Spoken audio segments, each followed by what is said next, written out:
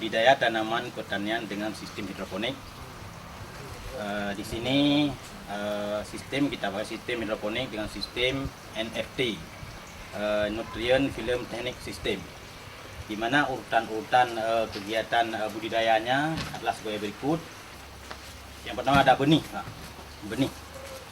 benih. Kemudian ada rock wall.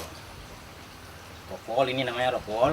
Kemudian ada tempat persemaian, tray tempat persemaian. Ini kita pakai dalam plastik berukuran 30 x 45. Kemudian ada alat untuk membuat lubang benih, lubang benih. Berupa kita pakai di sini sejenis paku, paku buat lubang benih. Kemudian ada rak persemaian. Yang pertama kita lakukan adalah memotong rock wall, memotong rock wall dengan ukuran 2 cm x 2 cm.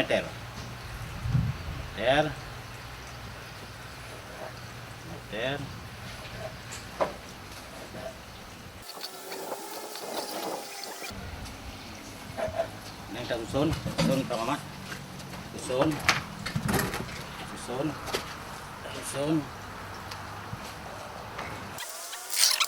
Ini telah tersusun.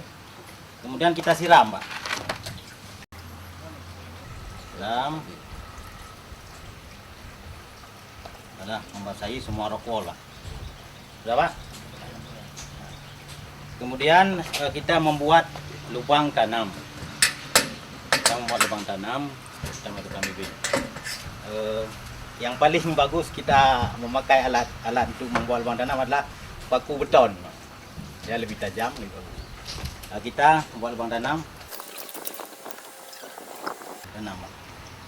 Setelah membuat lubang tanam, benih yang tersedia untuk memudahkan satu rock wall, dalam pembibitan satu benih, kita harus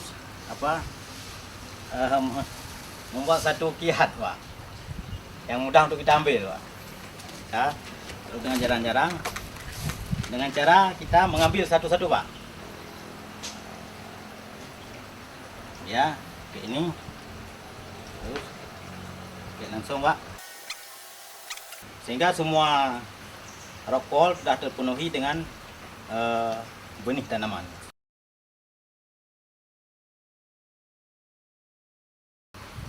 Dalam beberapa hari tanaman sudah mulai tumbuh.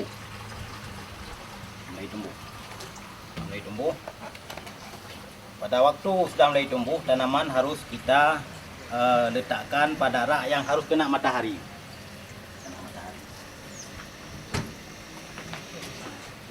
Kemudian setelah beberapa hari, setelah 4 hari atau 1 minggu, tanaman sudah mulai tumbuh.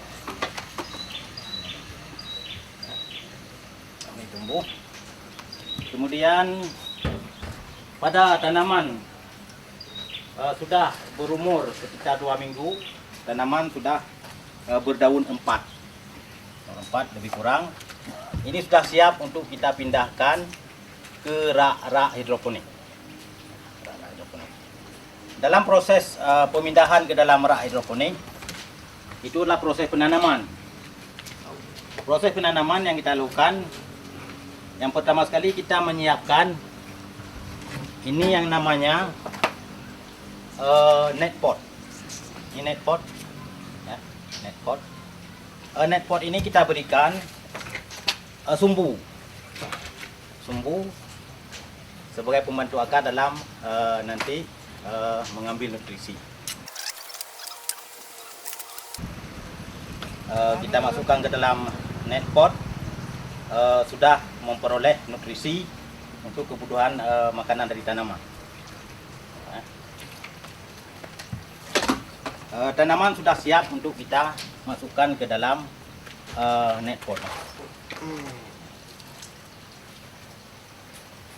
Kita masukkan.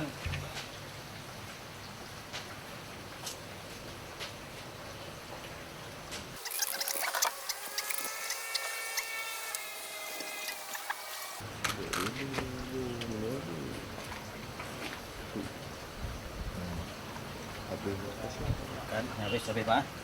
Dan masukkan. Ya, oke, kita masukkan.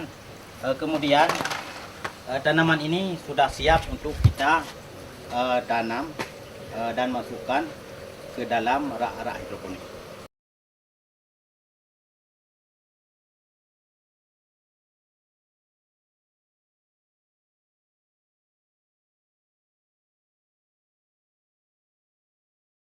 Setelah penanaman, kita melakukan pemeliharaan.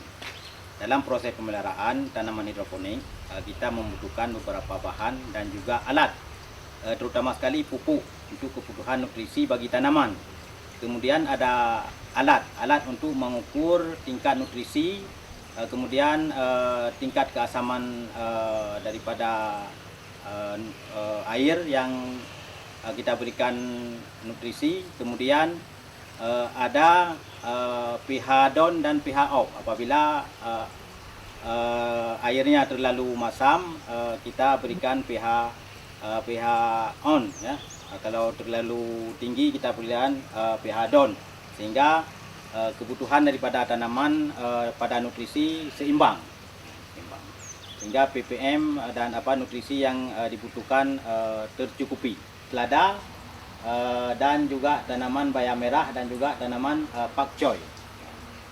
Dan tanaman ini berumur kira-kira 15 hari, mungkin dalam 2-3 hari sudah bisa kita panen dan kita pasarkan.